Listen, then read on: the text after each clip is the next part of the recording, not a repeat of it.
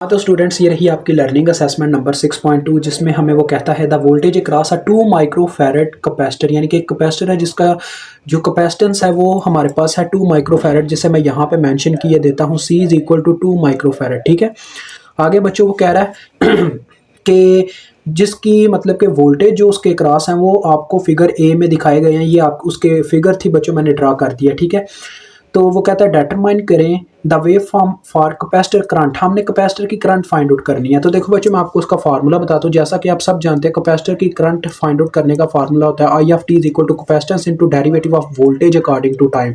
यानी कि हमें कैपेसिटेंस के साथ डेरिवेटिव, यानी कि वोल्टेज के अंदर जो डेरिवेटिव का असल मतलब होता है बच्चों चेंज इन समथिंग। ठीक है, आगे जिसके अकॉर्डिंग वो होता है। ठीक है, तो देखो यहाँ पे लिखा हुआ है derivative of voltage according to time, यानी कि change in voltage according to time, यानी कि वोल्टेज में किस तरह से टाइम में चेंज आ रहा था, उसको जब हम कैपेसिटेंस की वैल्यू से मल्टीप्लाई देंगे तो हमें मिल जाएगा चेंज इन करंट, या कह लो करंट की वैल्यू। ठीक है, तो लिहाजा हमें पहले बच्चों चेंज इन वोल्टेज निकालना होगा। तो चेंज ये चेंज ही है। देखो वोल्टेज वक्त के साथ साथ चेंज हो रहे हैं, यानी कि जीरो, पहले जब जीरो टाइम पे थे हम, टाइम मिली सेकेंड में, ये भी चीज़ याद रखना, जब हम जीरो पे थे तो हमारे पास 0 वोल्ट था, लेकिन ये वक्त के साथ साथ बढ़ते गए, यानी कि कैपेसिटर के अंदर वोल्टेज स्टोर होता गया 2 मिली सेकेंड पे जाके कैपेसिटर 12 वोल्ट अपने अंदर स्टोर कर चुका था। फिर ये कैपेसिटर डिस्चार्ज होना स्टार्ट हो गया। ठीक है, ये असल इसमें गेम है आपको जो दिखाई जा रही है। अब देखो बच्चों, पहले मैं इसमें चेंज निकालूंगा, चेंज इन वोल्टेज। तो बच्चों आप सबको पता होना चाहिए, हम असल में जब ये इस तरह से ग्राफ आ जाता है तो हम स्लोप्स के फार्मूलाज इस्तेमाल करते हैं। स्लोप का फार्मूला होता है एम, से उसको मेंशन किया जाता है एम इज कॉल्ड चेंज। ये चेंज होता है जिस चीज़ के अंदर आपको जिस चीज़ का ग्राफ दिया गया, जब आप उसकी स्लोप निकालोगे तो वो होगा उस चीज़ का चेंज। ठीक है, तो मैं स्लोप का फार्मूला अप्लाई करूंगा जब वी टी के ऊपर, तो मुझे चेंज इन वोल्टेज मिल जाएगा, यानी कि डेरिवेटिव ऑफ वोल्टेज मिल जाएगा अकॉर्डिंग टू टाइम, यानी कि इतना हिस्सा मिल जाएगा। बस आगे मुझे सी से मल्टीप्लाई देना होगा और मुझे करंट भी मिल जाएगी। देखो बच्चों, एम इज इक्वल टू, जरा गौर कीजिएगा, ये फार्मूला होता है y2 minus y one over x2 minus x1। ये फार्मूला होता है स्लोप का, ये चीज़ याद रखिएगा। ठीक है, तो बच्चों देखो, ये y एक्सिस है, ये मेरा x एक्सिस है, ये जो आपको हॉरिजॉन्टल लाइन नजर आ रही है, हॉरिजॉन्टल लाइन पे है हमारा टाइम, और y एक्सिस यानी कि वर्टिकल लाइन पे है वोल्टेज। तो देखो ये हमारा इनिशियल पॉइंट है, यहाँ पे x1 और y1 की वैल्यू मिलेगी, ये हमारा फाइनल पॉइंट है। यानी कि हमने देखना होता है कि हमारा चेंज कहाँ तक आ रहा है, चेंज हमने देखना होता है। तो ये देखो चेंज यहाँ से मतलब कि शुरू हुआ हमारी वैल्यू में आना, तो ये मेरा इनिशियल पॉइंट होगा, स्टार्टिंग पॉइंट, और यहाँ पे आके मेरा चेंज थोड़ी देर के लिए रुका, यानी कि खत्म हुआ। क्योंकि देखो ना, चेंज क्या आ रहा था, इंक्रीज हो रहा था, आगे डिक्रीज हुआ, तो वो एक नया चेंज है। डेट्स वाई वो एक अलहदा चीज़ है, उसको अभी हम नहीं कुछ कहेंगे। तो यहाँ पे देखो बच्चों, मेरे पास क्या वैल्यू है एक्स की और वाई की। यहाँ पे एक्स भी 0 है, वाई भी 0 है, तो ये आ गया 0 0। ओके हो गया। और इसकी बात करूँ, ये मेरा इनिशियल पॉइंट है अभी के लिए, और इसकी बात करूँ, यहाँ पे मेरे पास एक्स की क्या वैल्यू है बच्चों 2, और वाई की वैल्यू है 12। ओके, तो ये मुझे मिल गया, पॉइंट्स मिल गए। अब देखो, जब मैं इसको बच्चों वर्क एज अ इस्तेमाल करूंगा किसके लिए, इस लाइन को फाइंड आउट करने के लिए, तो मेरे पास क्या आ जाएगा, देखें ज़रा रिजल्टेंट यहाँ पे मैं लिखने वाला हूँ, ज़रा चेक कीजिएगा। पहले नंबर पे बच्चों मैं स्लोप का फार्मूला अप्लाई करने लगा, देखिए m is equal to y2 minus y one. Y two की क्या वैल्यू है मेरे पास 12, क्योंकि मेरे पास ये फाइनल पॉइंट है, तो यहाँ पे मुझे वैल्यू मिलेगी बच्चों x2 और y2 की। ठीक है, ये चीज़ याद रखिएगा।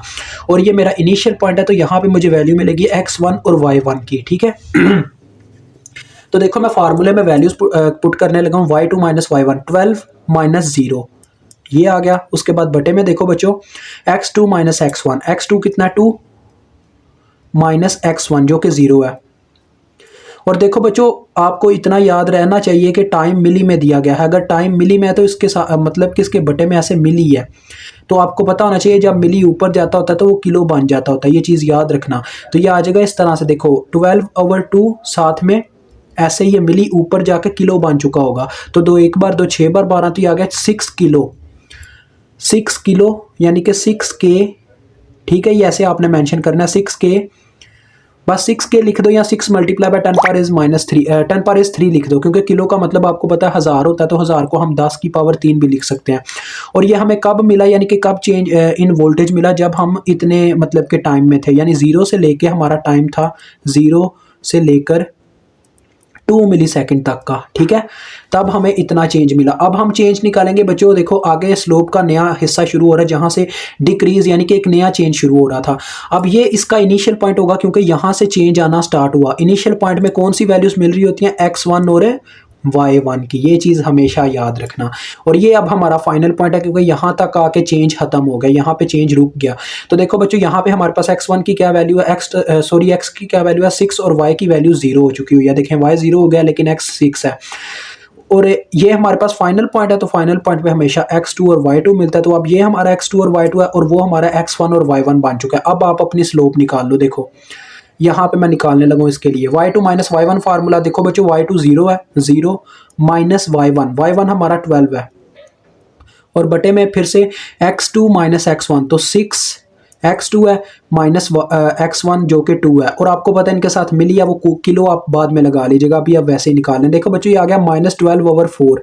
तो -12/4 बच्चों कितना होता है, -12/4 -3 होता है। तो ये आ रहा है -3, और -3 के साथ k भी लगेगा। ये आप चीज़ सब जानते हो कैसे, क्योंकि बटे में था मिली, टाइम का यूनिट है मिली, तो बटे में टाइम है, दैट्स वाई इनके साथ मिली होगा। मिली ऊपर जाके किलो बन जाएगा क्योंकि मिली होता है बटे में 10⁻³ ऊपर जाके 10⁻³ बन जाता होता है। अब मैं इनको लिखने लगा इस असल फॉर्म में 6 × 10⁻³ और ये -3 × 10⁻³ और यहाँ पे इसका टाइम मेंशन करो। ये बच्चों स्टार्ट हुआ था 2 मिली सेकेंड से।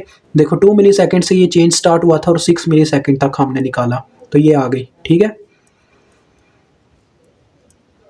अब बच्चों आपने क्या करना है, करंट की अब यहाँ पे वैल्यूज़ लिखनी है। करंट की कैसे वैल्यूज़ लिखोगे आप सब जानते हो, बस आपको इन वैल्यूज़ को कैपेसिटेंस के साथ मल्टीप्लाई देनी होगी। देखो इज इक्वल टू सी, क्योंकि करंट का फार्मूला होता है capacitance into derivative of voltage according to time, यानी कि हमें सी के साथ इन वैल्यूज़ को बस मल्टीप्लाई देनी है डी वी टी की वैल्यूज़ को। देखो अब ये अब आने लगी हैं वैल्यूज़। देखो बच्चों पहले मुझे सी की वैल्यू लिखनी है। सी की क्या वैल्यू दी गई है, देखें सी की वैल्यू थी 2 माइक्रो। माइक्रो को मतलब आप सबको पता होना चाहिए माइक्रो होता है बच्चों 10⁻⁻⁶, इतना याद रखना, ठीक है। तो ये 2 माइक्रो आ गया, सी आ गया, आगे डेरिवेटिव था हमारे पास बच्चों इस टाइम पे 6 × 10⁻³, तो ये ऐसे आ गया, ठीक है। और साथ में टाइम मेंशन कर दो, यानी ये आप किस टाइम पे करंट निकाल रहे हो। ये थी 0 से 2 मिली सेकेंड तक की करंट। अब हम आगे निकालेंगे बच्चों, देखो फिर से करंट 2 मिली सेकेंड से लेकर कहाँ तक 6 मिली सेकेंड तक, ठीक है। ये अब ये इस टाइम की करंट है। देखो बच्चों पहले ऊपर वाली क्लियर कर दूं। देखो 2 × 6 12, देखो साथ में आ जाएगा 10⁻³ 12 मिली एम्पेयर, ये आपके पास आ गई 12 मिली एम्पेयर, ठीक है। अब नीचे वाली करंट निकालते हैं। देखो इसमें हमारे पास सी की वैल्यू वही है, सी तो वो दोनों के लिए सेम है ना, कैपेसिटर तो वही लगा हुआ है। तो 2 माइक्रो मतलब कि 2 × 10⁻⁻⁶, लेकिन यहाँ पे हमारे पास जो वैल्यू आई थी वो थी -3 × 10⁻³ ये हमने निकाल के रखी हुई है। देखें बस डेरिवेटिव ऑफ वोल्टेज पुट हुआ और उसके साथ सी मल्टीप्लाई हुआ, तो हमें करंट की वेव फॉर्म मिल रही है, करंट की वैल्यूज मिल रही है। अब हम इसकी वेव फॉर्म ड्रा करेंगे, ठीक है। तो देखो बच्चों तो 3 बार 6 होता है, तो ये आ रही है हमारे पास -6 मिली एम्पेयर, क्योंकि देखो ये भी आ जाएगा मिली, तो ये आ गया। बजान हो रही है, ज़रा वेट करते हैं।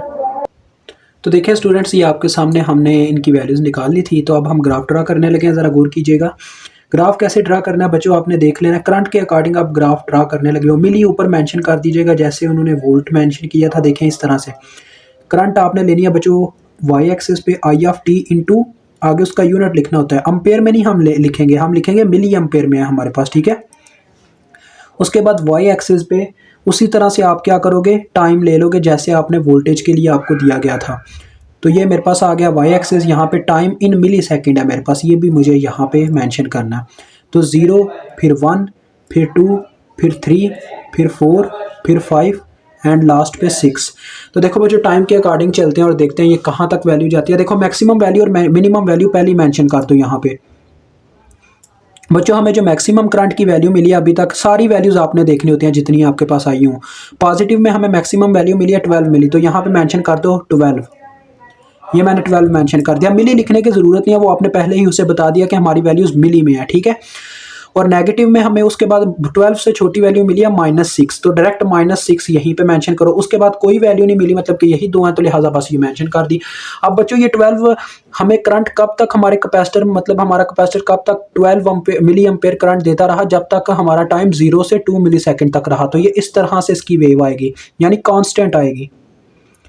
यानी कि देखो बच्चों, हमारा कैपेसिटर 0 से लेके 2 मिली सेकेंड तक, यानी कि जब हमारा कैपेसिटर 0 से स्टार्ट हुआ तो 2 मिली सेकेंड तक उसके अंदर 12 मिली एम्पेयर करंट फ्लो कर रहा था, ठीक है।